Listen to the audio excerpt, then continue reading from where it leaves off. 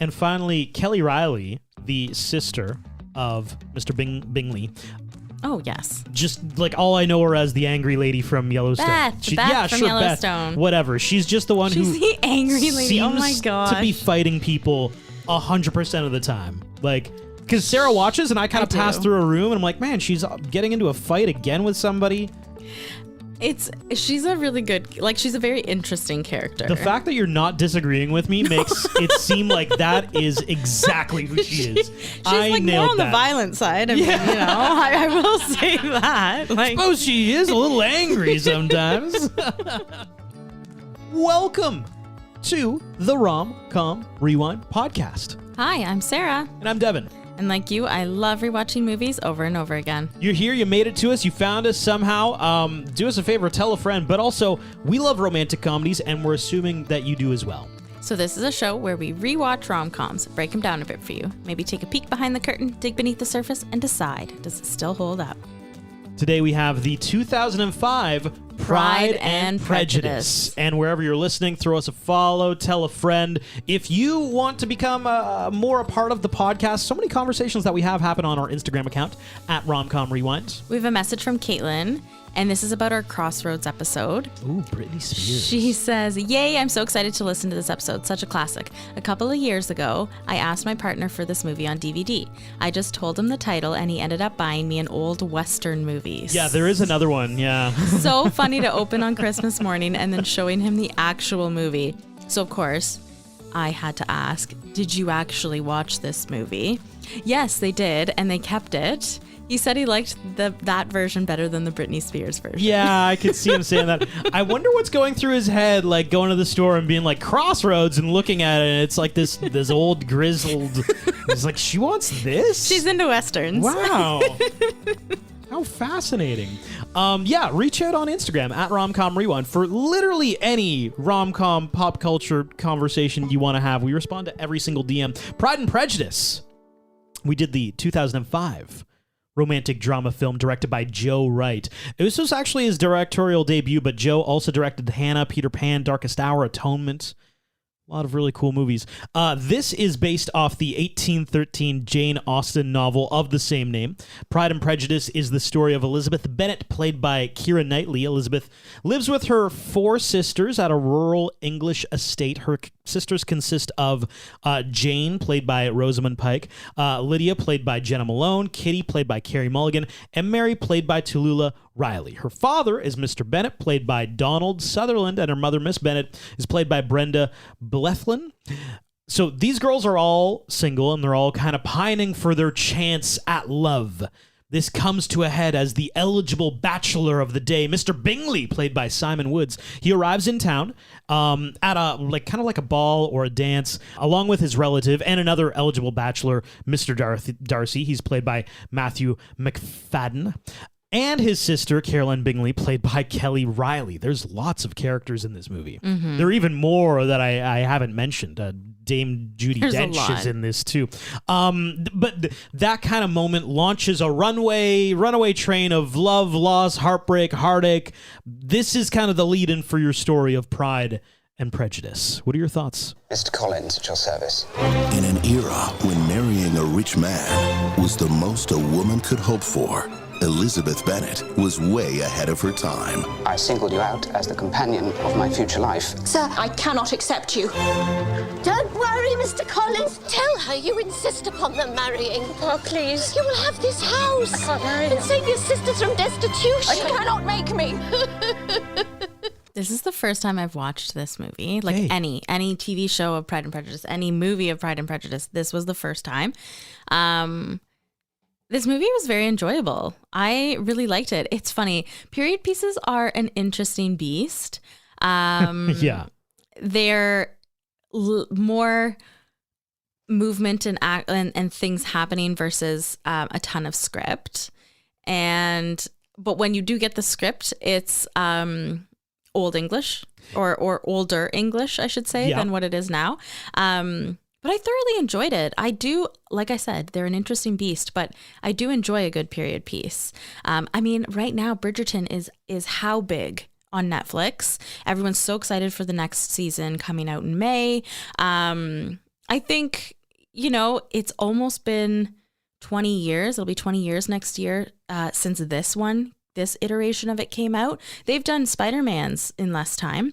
Now, Yes, you are correct. maybe they'll do another one. They've done Batman's in less time as well. I think Yes. there have probably been 3 Jokers. Yeah, I think you're since probably this right. Pride and Prejudice.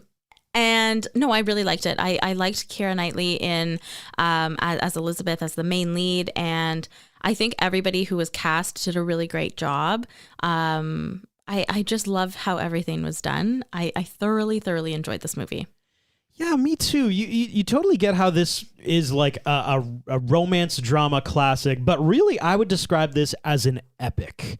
Like, it feels like this big, massive thing, and you really, I found it interesting. I found an article talking about how like the original script had a lot more of Jane Austen's original dialogue, and the director Joe Wright came in and kind of said like, let's modernize the script a little bit. I'm surprised because I would describe some of the conversations and dialogue and script in this movie as like dense. Like, you kind of, I would encourage you, if you haven't read, a novel of this era recently, Right. or if you haven't seen a movie that's kind of an adaptation, I would turn the subtitles on. Because it is dense conversation. Sometimes it's very eloquent. And it's fast. And it's very beautiful and it's very fast. But sometimes you do need to kind of pay attention to this film. But I would kind of like put it in that like, this is an epic. It's like how The Notebook is this big epic love story. I feel the same way about Pride and Prejudice. Like, this isn't like a small cute little story. This is like, but their house is up for grabs at one point. Mr. Collins, there are estates passing hands. There's happening. There's so much that happens, so much love and so much heartbreak. And yeah, this was a really great retelling of what I would consider to be like an epic love story. And you've read the book, right? You had said you read the book. Yeah, it's been a while since I read the book, and it's funny because I probably like 15 years ago I read the book maybe, and rewatching this I'm like, I don't remember any of this shit. Like, I remember about 40% of what happens here. Mostly the Mr. Darcy love story is what I remember. All the other stuff, like Mr. Collins showed up, I'm like, oh my gosh, yeah, right, that guy. Okay, yeah, sure. And Wickham, I'm like, oh, I vaguely remember him. Yeah, I guess it's a love story of angst and longing and little touches, and it's very, I mean, that is true of what that time period was, right? And at that, at one point the family might be ruined, and oh no, and how to fix it, and I will say one thing that I always find interesting about period pieces is that a lot of time passes and they have to figure out a way on how to show how time passes. Yeah. So it just kind of happens and you just go along with it. Like, you're just part of the ride. And I feel like it's funny too, because the English countryside, it doesn't feel like change. You don't get the season There's no change. snow. Yeah, I was recently watching in this one anyway. Yeah, I was watching this TikTok recently of this person from England coming to Canada, and they're like, "Yo, you guys have seasons." Yes. And it's hard to like. Obviously, in the UK they have seasons, Yes. but we have distinct Right. This is a different. It's an easier way to tell passage of time Yeah. through our seasons. Because at one point, and this is at the end, Mr. Darcy says, let me know of your feelings if they're the same as last April. But you don't know what When month was April? we're in. How long ago was this? What is the passage of time? What do you mean? So that was one piece that it was just like, okay, I don't actually know how, but so many things true. happen, right? When was last April? Last month? I don't know. Could have been 10 days ago. Could have been 8 months ago. Yeah. We don't know. Yeah. And nobody celebrates a birthday either in it. So you don't actually know if there's any passage of time. Yeah. They could have thrown that in there and at least a year went by. And I find they're like, oh, like so-and-so spending a few months here, but then they always like leave ahead of time or what. So even that is hard to track. You're like, well, how long were they actually there then? I have no idea. Mm-hmm. Yeah, I totally agree. The movie opens with an eligible bachelor, Mr. Bingley, in town, and he can choose any of the girls to marry. He's a very eligible man. So right off the bat in this film, they are giddy little schoolgirls. When the entire story of this movie is just like these girls getting married, and Mr. Bingley is he is a beautifully marinated steak that's being placed at the dinner table, and they are like, one of us is going to eat that. Yes. All the girls are out in society, which is like they're eligible to be married. And okay, I do have to say though, up front, the mother is insufferable. Oh, the mother is in this insufferable. movie. Absolutely. I just like want to hold her two shoulders and just calm down. Dude, Like, they didn't have take a Xanax deep back then, breath. but like she Just needed take a one. deep breath. Like you just need to relax. But I know at that point, like, and it's interesting because like they have only girls, right? So nobody to carry on the family line, and that's why the house would go to Mr. Collins. This comes up later on. Yes. Yeah. And so the duty of the mother and of course Mr. Bennett is to marry off their daughters, right? So like, but it's just so excessively done. And you know what? Maybe that's props to the mother for being insufferable because she did a really good job.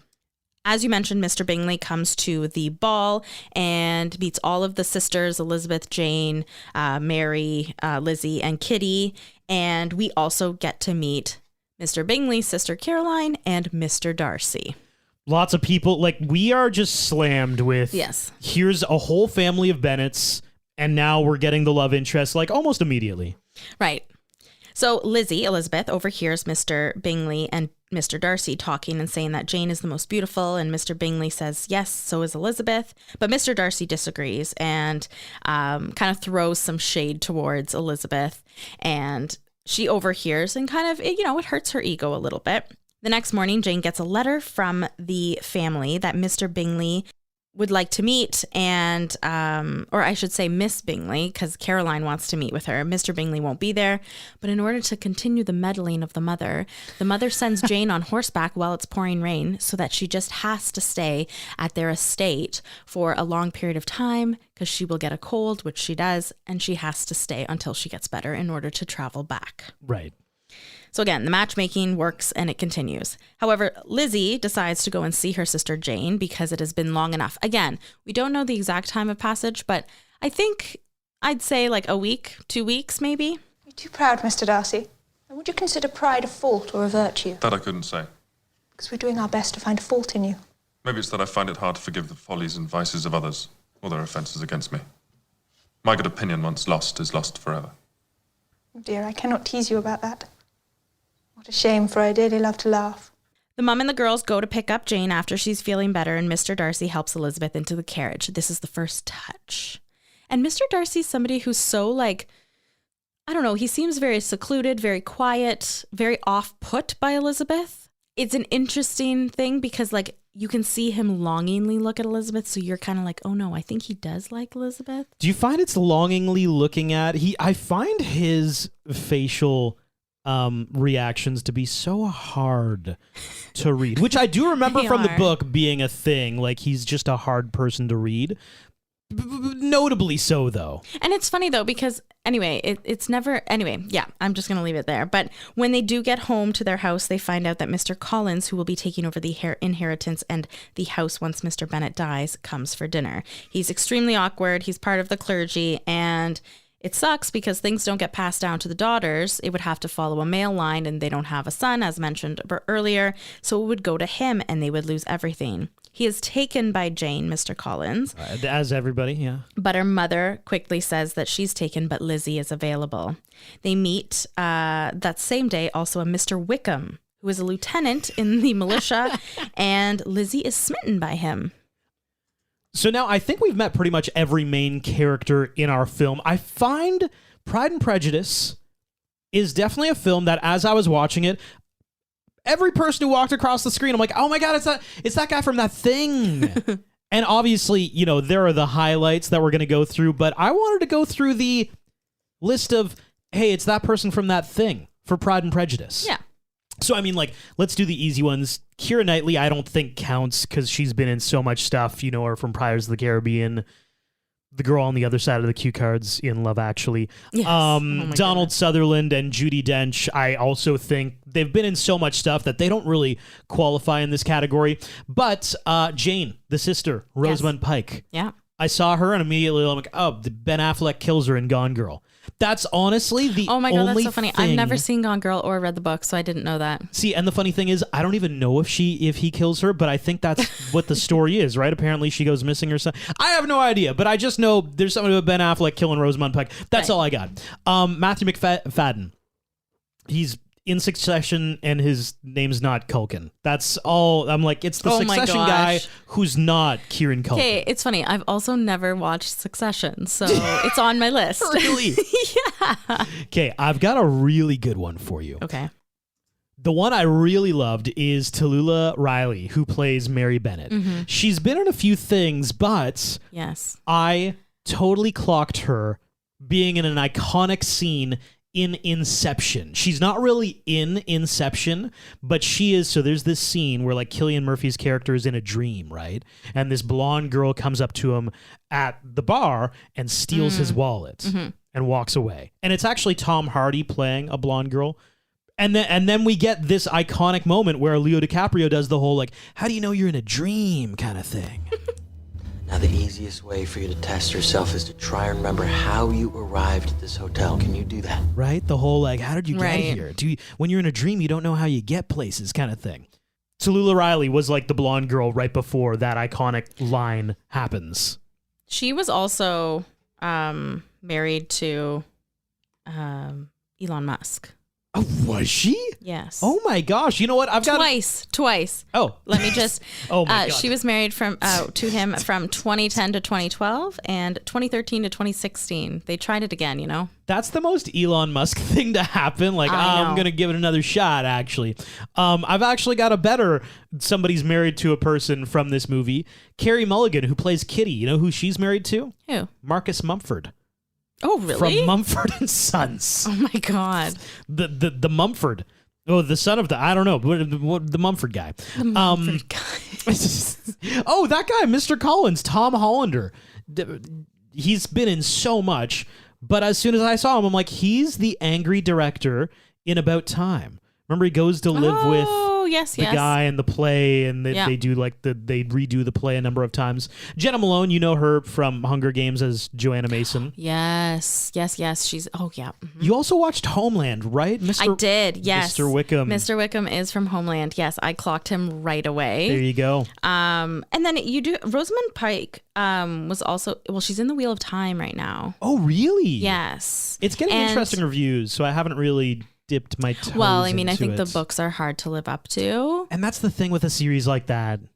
And then she was most recently in Saltburn, the movie. Oh my God, cool. Yes, yeah. So she's actually been quite active recently. And you know what? I don't know if Ben Affleck actually kills her. I should just make that I note. don't know. I just watched the trailer. I'm like, seems like she dies. I think there's quite some like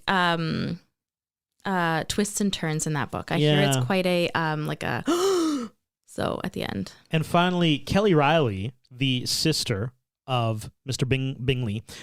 Oh, yes. Just like all I know her as the angry lady from Yellowstone. Beth from Yellowstone. Beth, whatever. She's just the one She's who the angry lady. Oh my God. to be fighting people 100% of the time. Like, because Sarah watches and I kind of pass through a room and I'm like, man, she's getting into a fight again with somebody. She's a really good, she's a very interesting character. The fact that you're not disagreeing with me makes it seem like that is exactly who she is. She's more on the violent side. I mean, I will say that. I suppose she is a little angry sometimes. She's got some things going on, She's got a lot going on. Oh, man. But yeah, Mr. Collins is set to inherit the estate, and he's just he's very robotic in terms of his dialogue and his conversation. Yes, and I think he wants a wife. He's not sought after. He doesn't have a massive amount of money, and he's not very good looking. So he doesn't have a lot going for him. But he thinks he can get one of his cousins to marry him. Which, can I just say, there's a few of those things that happen that we just gloss over. But it comes up occasionally oh, I thought so-and-so was going to marry my nephew. And yeah. And I don't really, the lines for the family are kind of confusing. I don't know if they're blood. That's how they stay rich. Yeah, but it just did. And how they keep houses in the family, right? Mm-hmm, mm-hmm. Yeah. Yeah. Anyway, just wanted to draw attention to that just briefly. Absolutely. So on their way back from town to their house, they see Mr. Bingley and Mr. Darcy on horseback. Mr. Darcy immediately sees Mr. Wickham with them and gives him a cold look and rides off on their horses. So Mr. Bingley follows. Lizzie and Mr. Wickham have a conversation about why that was so weird. And Mr. Wickham tells Lizzie a story about how they grew up together, and when Mr. Darcy's father died, he had given him part of the estate, but Mr. Darcy said he was jealous and he took away the part of the estate that he was supposed to inherit. Of course, this completely turns Lizzie off and is like, oh my God, Mr. Darcy's such a terrible person.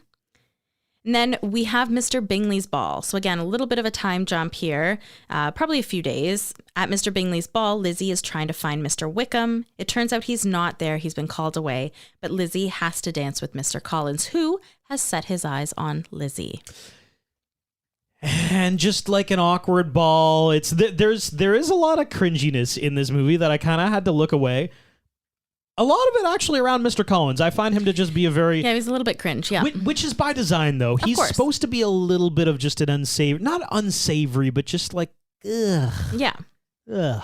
Yeah. Then Mr. Darcy asks Lizzie for a dance, and of course she says yes. While dancing, they briefly talk about Mr. Wickham, and then Mr. Collins rudely goes up to Mr. Darcy to speak. And again, it's not something that you'd normally do in the society, and you, I think, probably have to be introduced instead of just going up to him. Perhaps the first time we really get to see a little bit of sizzle from Mr. Darcy and Lizzie, because at the first kind of dance, yes, he's like, "Ugh, I never dance unless I have to," kind of thing. But he willingly danced with Lizzie. There were a few conversations before that you're like, "Huh, is there maybe some chemistry?" This was the first time I think we saw it. Yeah. The next morning, Mr. Collins comes down and asks Elizabeth to marry him. Oh my God. She declines and abruptly leaves. And of course, the mother is terrified that Lizzie said no. And she runs after her and tells her that she has to marry him, and then goes and gets her husband and whines and tells her husband, Mr. Bennet, that she has to tell her daughter Lizzie to marry Mr. Collins. This was a great speech by Donald Sutherland. Oh, beautiful. Where he's like, you're going to disappoint one of your parents no matter what, because I won't talk to you if you marry him and she won't talk to you if you don't, kind of thing. And you can see Mr. Bennet is, I think Lizzie is his favorite. Yes, I would agree. I think he even says that.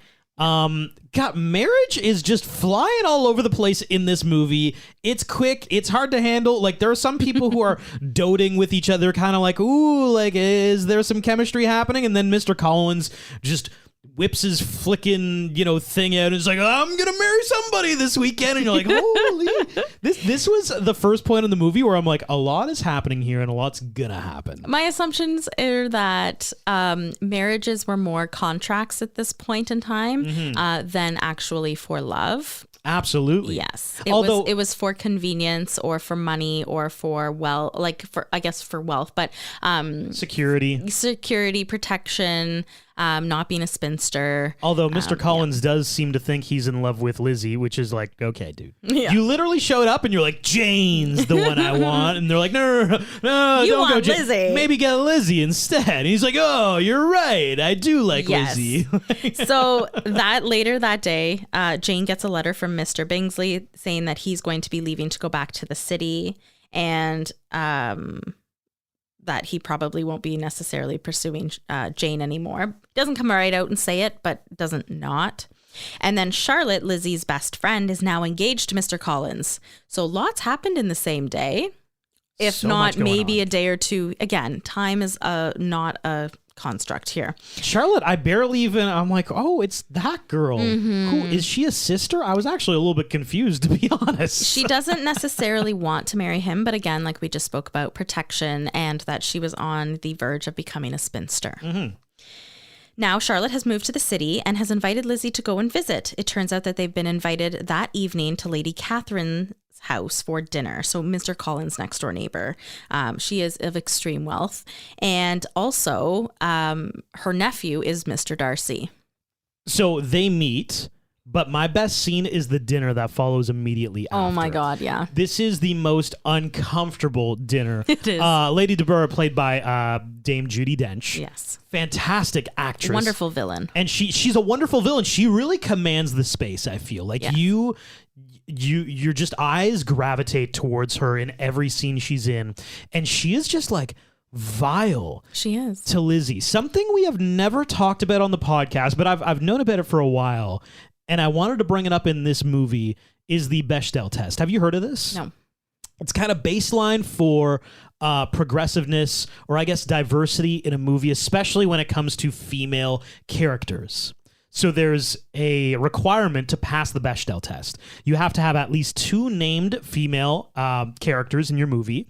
They need to talk to each other, and they need to talk to each other about something that is not a man. Wow, what a concept. So many, and you would be... Oh my God. Sarah, you'd be shocked how many movies fail this test. I can't even, don't even tell me that. Oh yeah. Well, don't even tell me that. I don't even want to know that. I tell you it because this scene is the reason that it doesn't fail, because you have Lady DeBurr who is just absolutely hammering Lizzie on her education, on how she never learned piano. I haven't been fortunate enough. You play the pianoforte, Miss Bennett? A little, Mum, and very poorly. Oh. You draw? No, not at all. Your sisters, do they draw? Not one. It's very strange. I suppose you had no opportunity. Your mother should have taken you to town every spring for the benefit of the masters. I'm sure my mother wouldn't have minded, but my father hates town.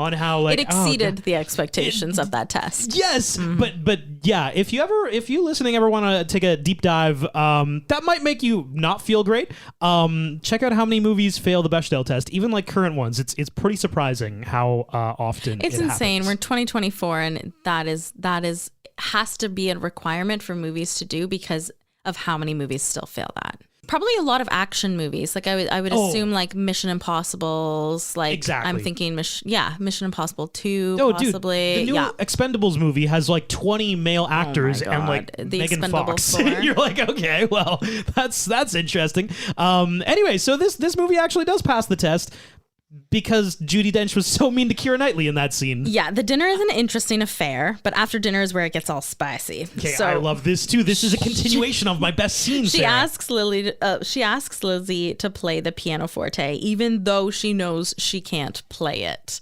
And this is just like a dig to show her superiority, I would feel. Like, she is so pretentious. She's like, I have the best musical taste in all of England, even though I never learned how to play an instrument. But if I did learn, I would have been a prodigy. And it's like, you are so up your own butthole. It's unbelievable. And she's so rude to her own daughter. And Judi Dench does it so well. You're like, wow, she is a horrible person. This is crazy. The following few days, Lizzie's writing a letter to her sister Jane when Mr. Darcy busts in the house, and then all of a sudden he just leaves when Charlotte returns. And you clearly, this is one of those like, Lizzie's confused. I would be confused. But like we know what's going on, and we're like, okay, he has trouble expressing his feelings, which welcome to being a man. But yeah, clearly he's falling in love with Lizzie. At church, Lizzie finds out that Mr. Darcy ruined the relationship between Jane and Mr. Bingley, and that is why they didn't work out. He didn't think that the family was professional enough. Then all of a sudden, once again, Mr. Darcy is there, and he tells Lizzie that he loves her. Miss Elizabeth, I have struggled in vain and I can bear it no longer. These past months have been a torment. I came to Rosings with the single object of seeing you. I had to see you. I have fought against my better judgment, my family's expectation, the inferiority of your birth, my rank and circumstance, all these things, and I'm willing to put them aside and ask you to end my agony. I don't understand. I love you. Most ardently. Please do me the honor of accepting my hand. This is all happening really fast. Dude, yeah, I know. She says no, and when he asks why, she tells him because you tore my sister from happiness, and he says like he did do that, and he does tell her why, and it's because her family is so unprofessional in how they act at public settings, which I do agree with. Like, mostly blame the mom, but yes, overall, and the 2 younger sisters.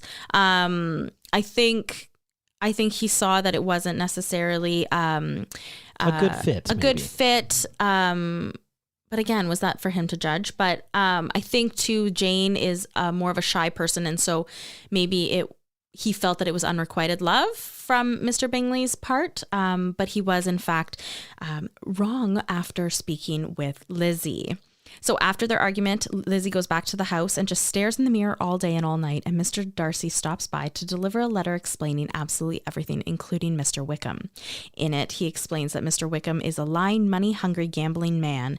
And when it came to Jane and Mr. Bingley, that is why, he feels bad, but he was there for a friend.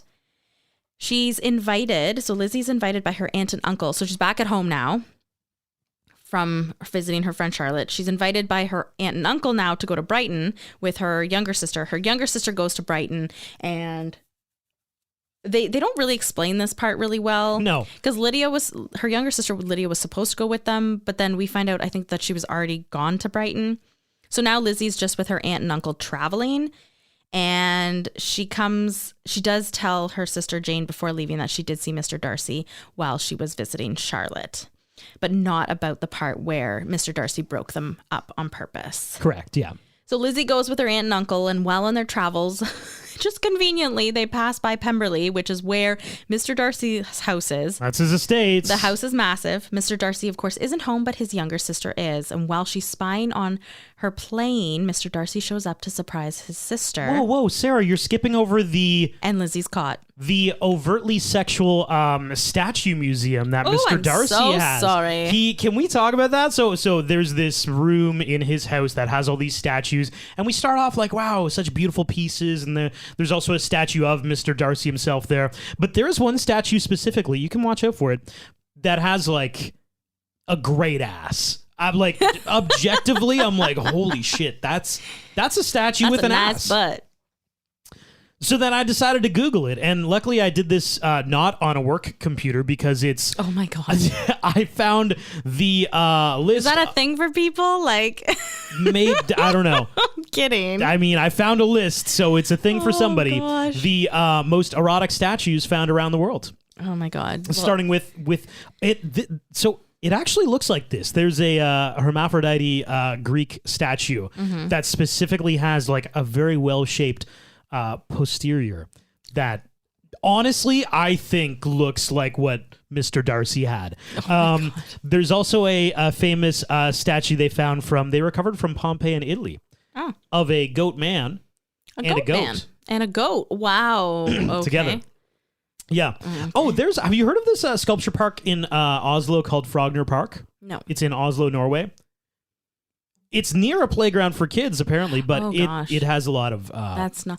Interesting I was statues. thinking we were going to talk about like statues from marble, like David, like the statue of David. Oh, like we could. Florence. Like that is what I was thinking. He's rocking some stuff, right? He is rocking some stuff front and back, and like that's where I thought we were going with this. I did not think we were going. I just found a list of wild statues. Yeah. Mostly European, surprisingly. Well, most definitely. I feel like that is. Yeah. I mean, we went to a restaurant in Croatia that was called Lady Pee-Pee. Yes. And whatever you're imagining is probably pretty close because there's a statue of a woman and peeing. it's a fountain. It's a fountain of her peeing. Yeah, I was going to say it's not a lady peeing. It's a fountain. Yeah, but it's a fountain of a lady peeing. Like she is. Anyway, it's a lot. You're like, oh wow, this is something. They really went by the name. Yeah. And then to make a restaurant, like, okay, here's the vibe of her. Have you ever seen a woman pee? The restaurant. And then we're gonna do food. The restaurant was really cool. It was a really cool restaurant. All lady pee-pee things aside. Yeah, well, it gave you food poisoning. So how cool was it? Okay, the view was gorgeous, but yes, it did give me food poisoning. Yes. Yeah. I think we have a photo of the statue that we could probably post somewhere in the event that anybody's curious. Oh gosh, yeah. Somewhere. Maybe Instagram might not like it, to be quite honest. It probably won't. No. Well, you know what? I'll leave the rest of the statues. You can go ahead and find some Google stuff it online. yourself. Woo, there's some wild stuff in here. Let me tell you. So after Lizzie's caught, Mr. Darcy runs after her. They briefly talk, and she walks back to town by herself, leaving Mr. Darcy standing there. And when she gets back to the hotel pub that they're staying at, Mr. Darcy's already there talking to her aunt and uncle about having dinner with them his family the next evening. Okay, hilarious subplot that they reference a few times in this movie is how Keira Knightley's character just loves to walk places. She does. She I know. I will love walk it. Anywhere. It's my favorite thing. And people comment, they're like, "Did you walk here?" And she'll be like, "Yeah." And they're kind of like confused look. So obviously, Mr. Darcy made it to the location before her. Good Lord, Miss Elizabeth, did you walk here? I did. Because he was like, "Oh, Obviously. like I can bring you there on my horse," and she's like, "No, I'm gonna walk." I like walking. And then she shows up and he's already there, like, "Yeah, because he took the horse. Like, you should have just taken the horse."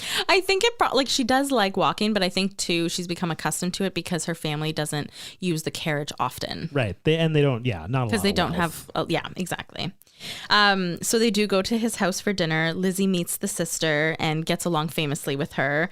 And the uncle gets to go fishing, which is all of what he wants to do in that overpopulated lake that they have. Oh, it is stocked with fish. Yes.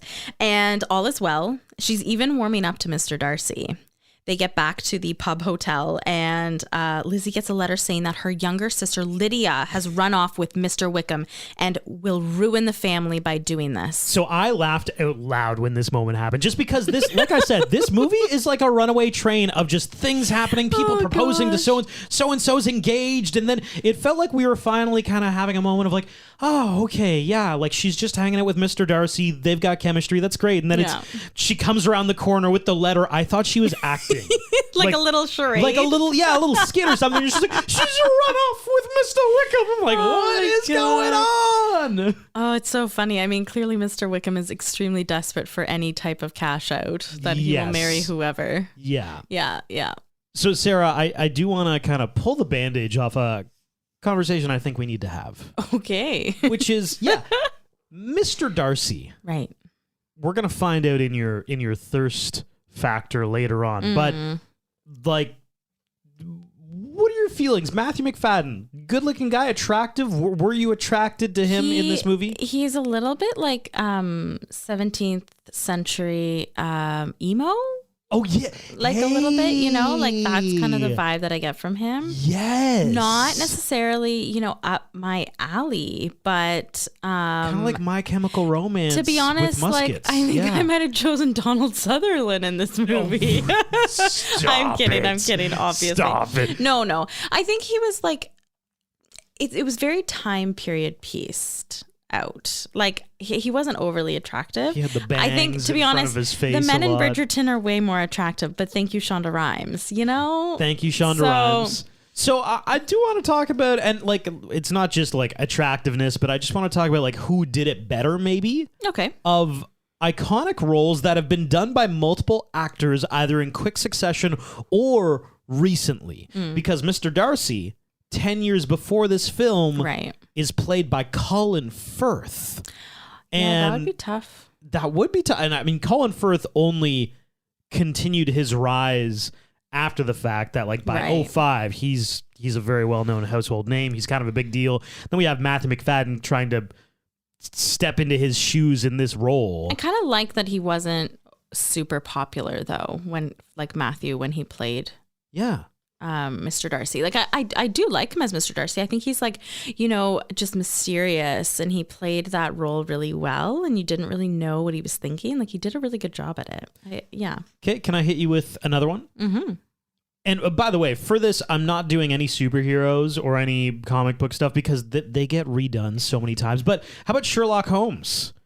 Because we have Robert Downey Jr. Yes. We have Henry Cavill in the Enola Holmes series. Right. Will Ferrell recently was Sherlock Holmes in like a comedy piece. I'm sorry, Will Ferrell was? It did not review well. Oh, clearly not. I've never even heard of it. Johnny Depp even recently played Sherlock Holmes. I mean, not recently, but like recently enough. Like I would say Robert Downey Jr. and Henry Cavill. Absolutely. Okay. Great plays. I loved the two movies that Robert Downey Jr. did. How about Jack Ryan? Like Jack Ryan, the most recent TV show? Yeah, is that not John Krasinski? Yeah. Because Tom Cruise also played Jack Ryan in a movie. Yeah, no, the TV show was much better. Okay. Cinderella. We've had so many Cinderellas. Yes. Lily James played Cinderella. Anne Hathaway in Ella Enchanted, like I'll count adaptions of Cinderella. Camila Cabello recently played Cinderella. Anna Kendrick, Into the Woods, that was a Cinderella. Right. Hilary Duff, A Cinderella Story, we'll count that as well. Who's been the best Cinderella? I don't. The you know list's what? actually longer. I think they're all such different iterations. I mean, you could say Drew Barrymore and Ever After is a Cinderella iteration. Brandy did the Cinderella as well in the 2000s. Like, you're right. The iterations are just too different, I think, which is kind of cool. Like, they each tell their own story, because time and time again we get very, very like the same thing again and again and again. And I think they all did a good job at being, well, different. I mean, I love Hilary Duff's version because it was just something I grew up with. I was going to say, like, there's a right answer to this. I loved Drew Barrymore's Ever After, though. Okay. Yeah, which we have yet to do for the pod. But, I mean, Hilary Duff, love her. And you know what? This last one, I don't know if you're going to vibe with it because you probably don't remember a lot of these, but, like, Robin Hood has been played by Kevin Costner. I feel like that was back in the 90s. God. Remember Robin Hood and Men in Tights? Carrie Elways is also on my list. That's a Robin Hood. That counts as a Robin Hood. Absurd movie. And then Russell Crowe played a Robin Hood, and Yeah. most recently Taron Egerton played a Robin Hood. You know what? I haven't watched them to know them enough.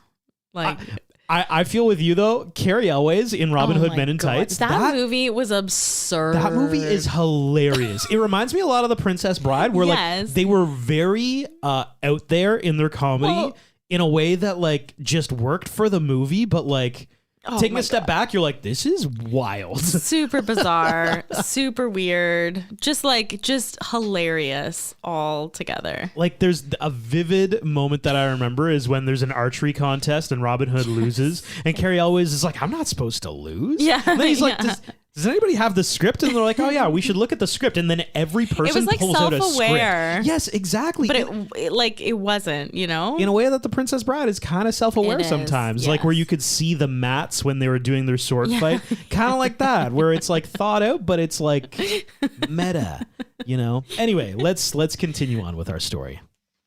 So Mr. Darcy is present when Elizabeth gets this letter, and he understands that the family will be ruined. And he also remembers that he also has hurt Elizabeth in the way of getting her sister to not have a relationship with Mr. Bingley. Mr. Bingley. You know what? Let's retroactively play a game, because you have at times said it both ways throughout the pod.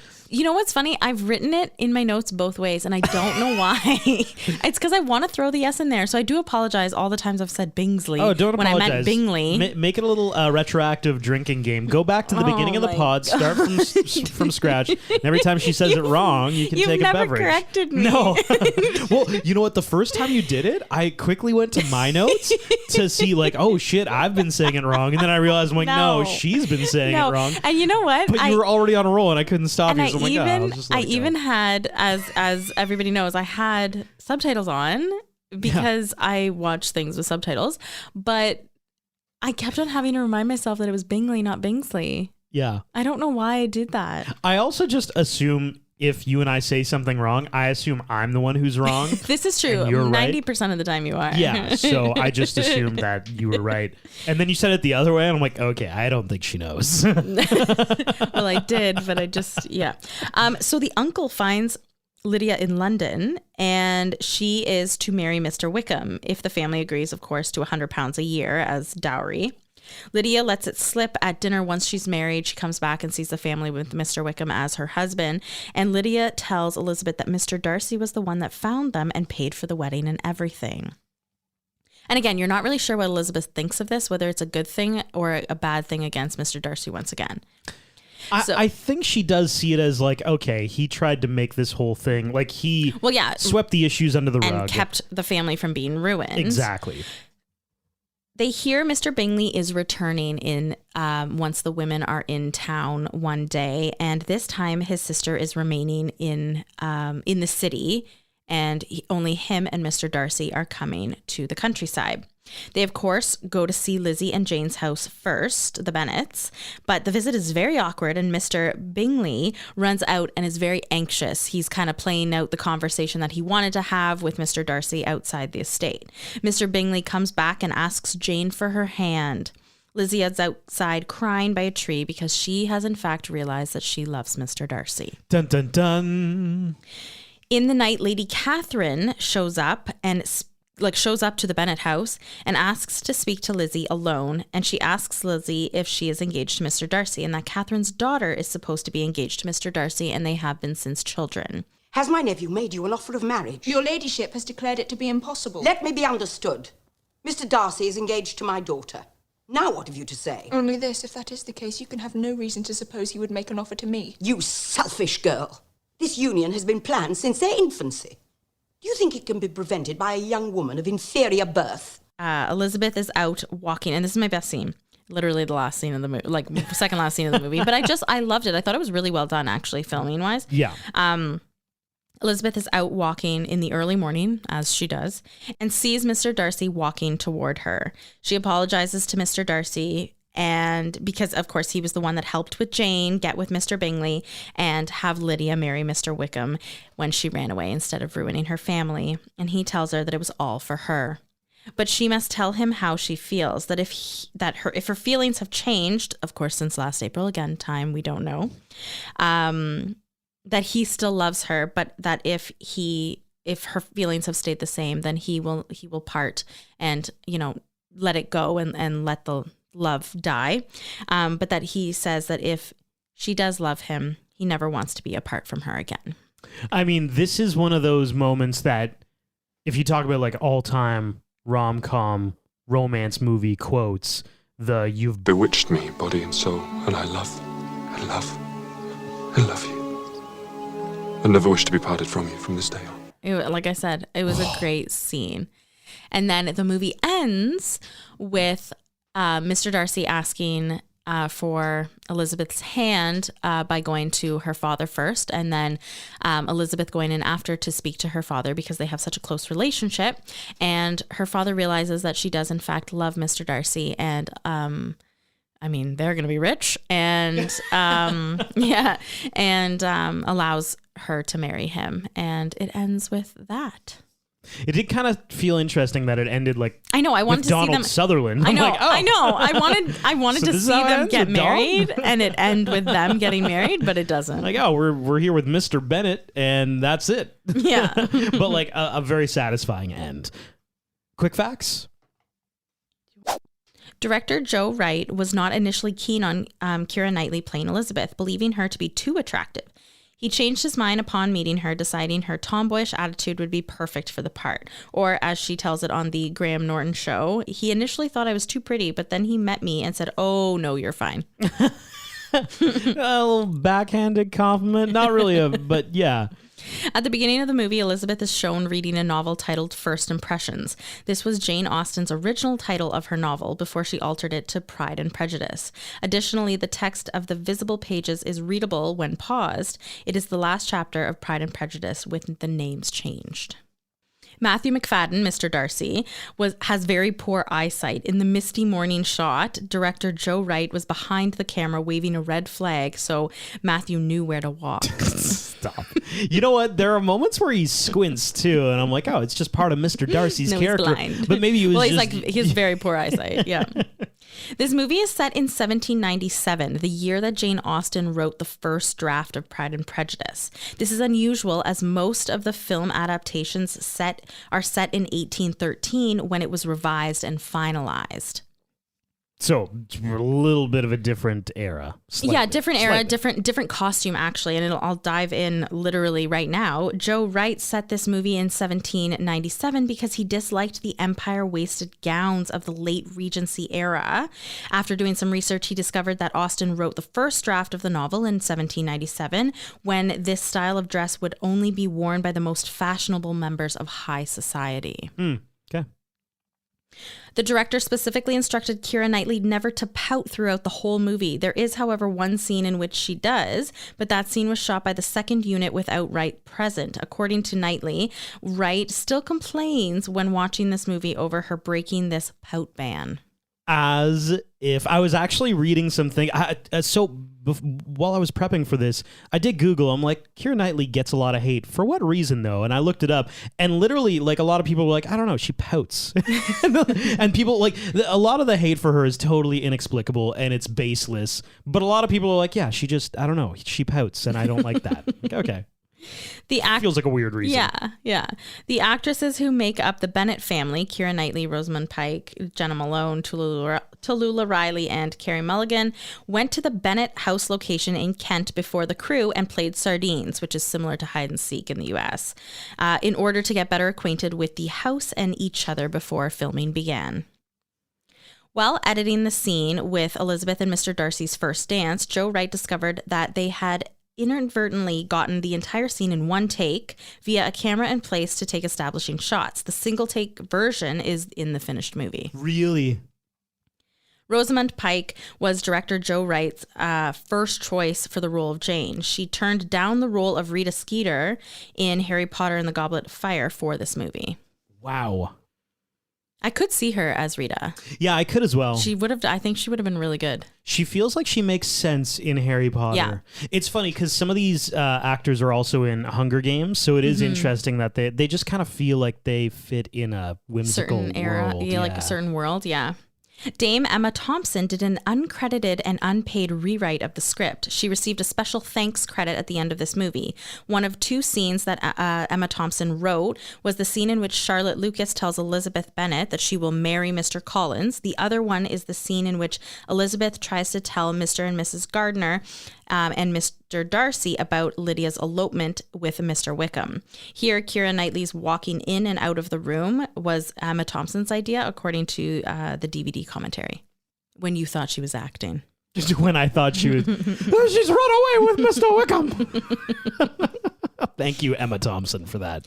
All the exterior Pemberley sequences and some of the interior, including the sculpture gallery, were shot at Chatsworth House. Hopefully I said that properly. I'm sorry if I didn't. Property of the Duke of Devonshire, as the house functions as a private home and is also the most visited stately home in England. Several of the interior shots could not, however, be done there and were instead shot in Wilton House in Wiltshire. Director Joe Wright managed to cast Dame Judi Dench reportedly by writing her a letter saying, "I love it when you play a bitch," and petitioned Donald Sutherland to take the part of Mr. Bennet. As Wright said in an interview in 2005, "We ended up having a long email correspondence about everything from 18th century agriculture to my relationship with my father. I cast Donald, A, because he's a god, and B, because you needed someone of that strength to handle those 6 women." On a similar note, he mentioned he was reluctant to cast Simon Woods as Mr. Bingley, as he had previously been in a relationship with Rosamund Pike. He said, I tried very hard not to cast Simon, but I knew he was perfect. Finally, I rang Rosamund Pike and asked if she'd mind, and she said absolutely not. They hadn't seen each other in over 2 years, but the next day they were dancing together, and it was lovely. Simon Woods, who was a natural blonde, had to dye his hair red for the role of Mr. Bingley. Oddly enough, it continued to grow red after filming, something for which Woods resents the director for. When Elizabeth is at the lake after rejecting Mr. Collins' proposal, a flock of geese flew off the pond immediately after director Joe Wright yelled action. This was unplanned.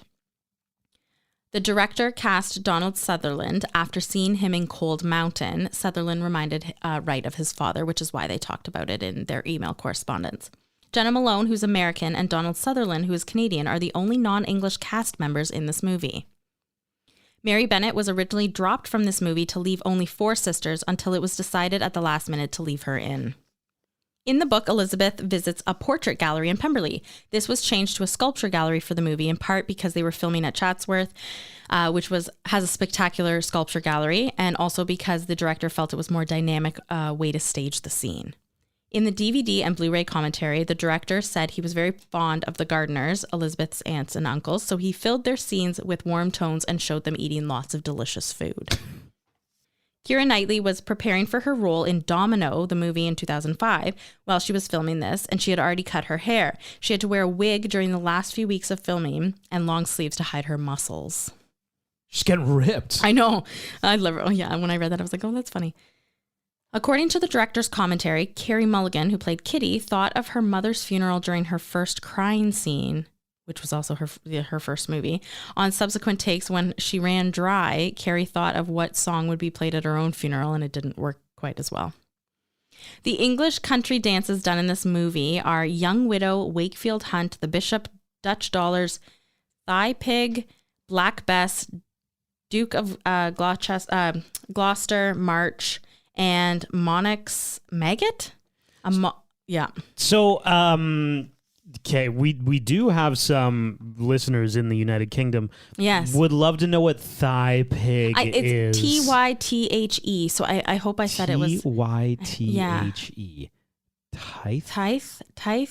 Tithe pig. I have no idea. Yeah. Anyway, we probably sound so ignorant. I know, and I'm not trying to. I'm really trying. And if anybody could let me know, but if you've heard of these, please also let us know. They were cool to see in the movie, but when you give them names, it sounds weird. To be honest. Yeah, definitely. The dinner table scene at Lady Catherine's house was the first scene shot for this movie. Elizabeth's conversation with Mr. Wickham under the tree was the last. Filming at that location lasted from the 18th to the 22nd of July in 2004, according to the website. And in this movie, the house is Burley's house in Lincolnshire. I'm sure I said that wrong and I apologize. The house is called Rosines. Filmed almost entirely on location. The only set built for the movie was Meryton Assembly Room, where Mr. Darcy and the Bingleys are first introduced, because assembly rooms of that type no longer survive in England, or at least they're very hard to find, and it would be too narrow anyway for everybody to be in there.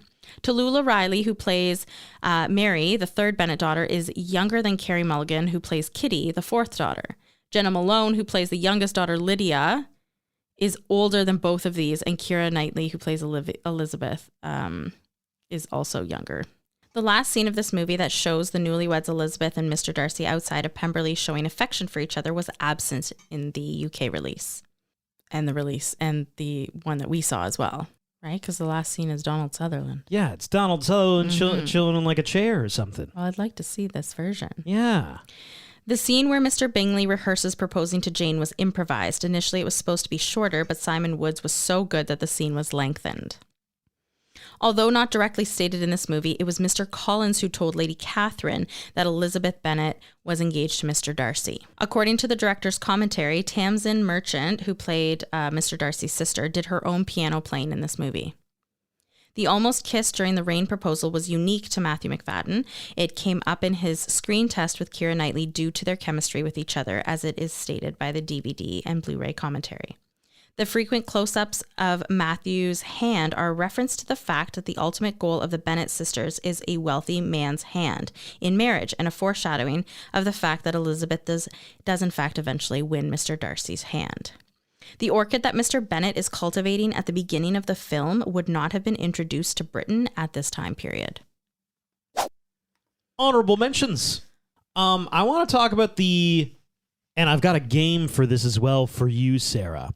I want to talk about the absolute sheer reckless confidence to do this movie 10 years after a Pride and Prejudice thing had already happened, starring Colin Firth. Because, currently we're in an era where everything's getting remade, everything getting redone, reimagined, sequels of things that are, this happened in 2005 when that wasn't necessarily the case. We weren't in that era yet. So, I'm pretty impressed that they went at this and got away with it and did it really, really successfully. Yes, they did. Yeah. So I want to play a game with you, Sarah, of how excited are you of the upcoming things on a scale of 1 to 10, 1 being I hate this, 10 being I love this.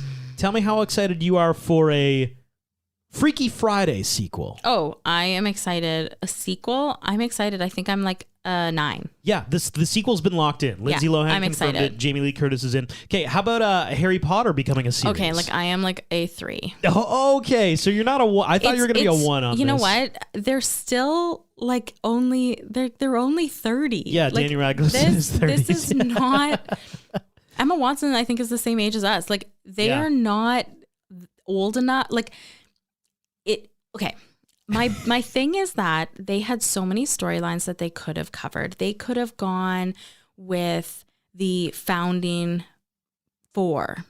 They could have gone with, you know, a different storyline. They could have gone with the Order of the Phoenix. They could have and had like a way back cool. when Harry's parents were younger and, you know, Longbottom's parents were younger. Yeah. And like, you know, when the Dark Wizard Voldemort was really at his height, right? Like, and like then pushed it into it. And then I think they could have done. I think they're premature. I think HBO doing it, they're going to do a really good job. But for me at this point in time, it's just too soon. It's tough when you grow up with actors too, as like somebody beloved to you, like Daniel Radcliffe being Harry Potter. We saw him grow as a person, literally grow up before our eyes, and it's weird to be like, okay, forget about that guy. Well, and we grew up too, right? We're gonna have a new kid, and you're gonna watch him grow up too. It's like, I just saw this. Like I can't. I don't know. I've seen like multiple people say like different things that they could have done, and I think maybe they workshopped them, maybe they didn't, but I think you could have a whole new era and a continuation era of a Harry Potter world, and you'd have the audience, both new and old, to go along with it. How about Twister, the 90s? Oh, you know what? I movie? actually really liked Twister. I think that'll be fun. Yeah, I think I agree. Did you know the video game Minecraft is getting a movie? I'll put that in like the reimagining. I don't know. I mean, maybe a 2. Yeah. Okay. Yeah. Sherlock Holmes 3. Robert Downey Jr. is gonna really? come back He's and gonna do come Sherlock back? Holmes again. Yeah. Is Rachel McAdams gonna come back? Oh, I have no idea. Okay. It's very much in pre-production right now, so we don't really know. Okay. I'm but kind of like, that's gonna be a 7 for me. I really quite liked them. How about you might hate this or you might love it. There's actually going to be a Fantastic Beasts 4, apparently. Really? I've seen it on a few lists. Yeah, it's still like in the works. Warner Brothers is very weird with stuff right now. I feel like not a lot of their things are hitting, so they're very like herky-jerky. I mean, unfortunately, you know what? Again, like I said, love the Wizarding world, and maybe that's why they're not branching out to do a different Wizarding story, because of how Fantastic Beasts ended up. But I think that wasn't their doing. I think there were other things at play with Johnny Depp and all of that, you know, they had to recast him, and as well Ezra Miller was in that as well. And Ezra Miller's whole backlash and all of the things. The movies were good. I liked the first movie the best. It was so good. And I think as time went on and things had happened outside of the movie's control, it also affected how the movies were done. I agree. You know, Jude Law was great in it though.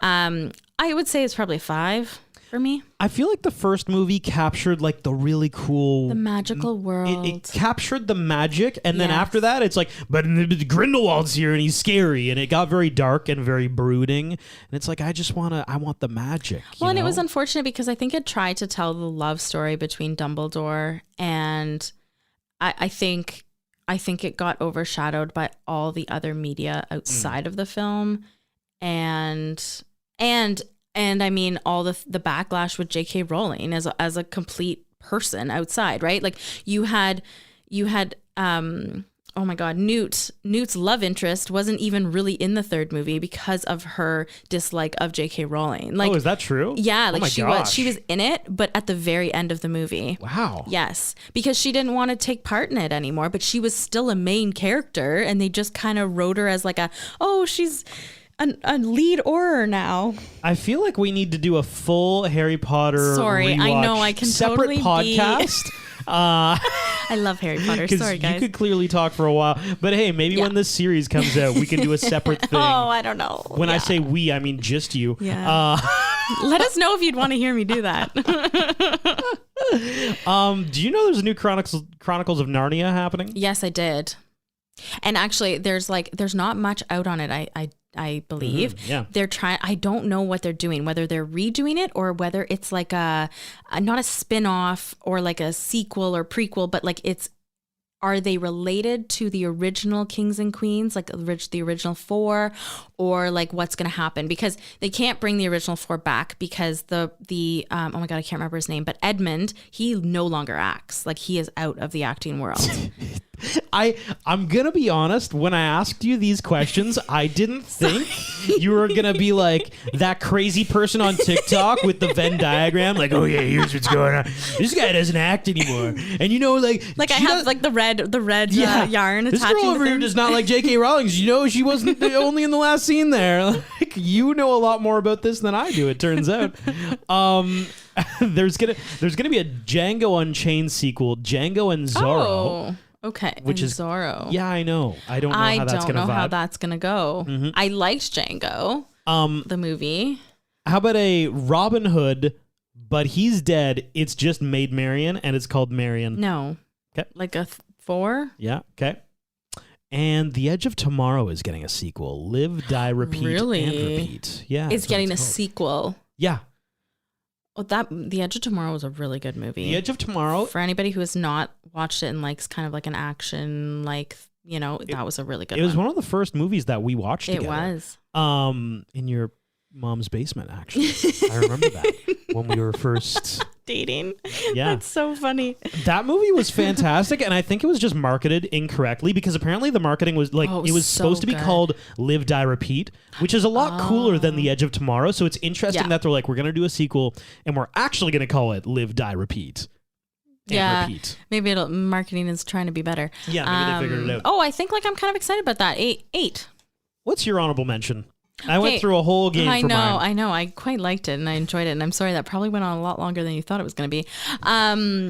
You know what? Keira Knightley, I thought she did a really, really good job as Elizabeth. I like you said, I know there was a lot of backlash just on general on Keira Knightley. And there was also her backlash for her being Elizabeth because they thought she was like too pretty and like too thin and all this stuff. But I quite enjoyed it. Now, when I think of Pride and Prejudice, I think of her in that role. So I think she did a great job and without the pout, you know? Pout ban. What should have been? Well, now I want to see the end of the actual movie, not with Donald Sutherland's face. You know, how about that? Doesn't he say, like, he has some, like, semantic, just, like, little... Yeah, like, you know, oh, wow. It could have ended with, like, a famous Jane Austen quote or something, but no, it ended with Donald. My what should have been is, and it's not really what should have been because this film is pretty close to perfect in my opinion, which we're going to find out in rewatchability in moments. But I just wish, I don't wish, but it would have been cool to have name tags of all the dang sisters and all the friends at the beginning because, like, we meet so many people. It's a torrential downpour of characters. Mr. Bennett, Miss Bennett, Mr. Bingsley, Mr. Darcy, that guy's sister. But there's all these other sisters. I kind of want to just, like, name tags of people to begin with because, like, there's so much happening. But that would be my only what should have been for this film. It's really great. And now, overall rewatchability. All right, my rewatchability is Chemistry 4.8, Storyline 5, Thirst Factor 4.6, Imagination 5, Soundtrack 3.8, Pianoforte, Cheese 5 for an overall score of 4.7 out of 5. Yeah, so I've got similar scores. I've got Chemistry at 4.37. Storyline, I've got a perfect 5 out of 5. Like we talked about, so much is packed into this film. It's over 2 hours, but it doesn't really feel like it's over 2 hours. There's an interesting thing with this one where there are a lot of like very establishing shots where it feels like we're just looking at a field kind of thing. Yeah. But it doesn't feel slow, if that makes sense. Yeah, you're right. Thirst Factor of 4.35. Imagination of 4.26.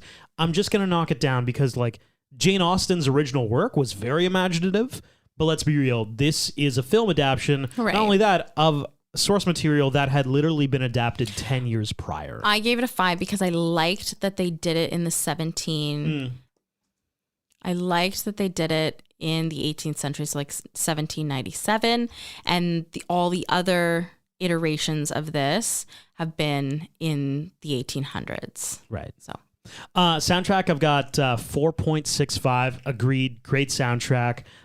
Cheese, a 4.72. The cheese was almost perfect. I'm really just knocking it on that one she's run away with Mr. Wickham. See, I like scene. that. That was hilarious. Well, yeah, I thought it was hilarious too, but I'm like, this is okay, all right. But like, honestly, this film was not very, like, there was not a lot of bad cheese. It's a very high score. It's really just that one scene that sticks out in my mind. Yeah, I think it's hilarious now that you've mentioned that. That's what you actually thought. And that gives me an overall score of 4.55. It's been the Rom-Com Rewind of Pride and Prejudice. You have anything to talk about on the pod? Throw us an Instagram, follow, and DM. Thanks for listening.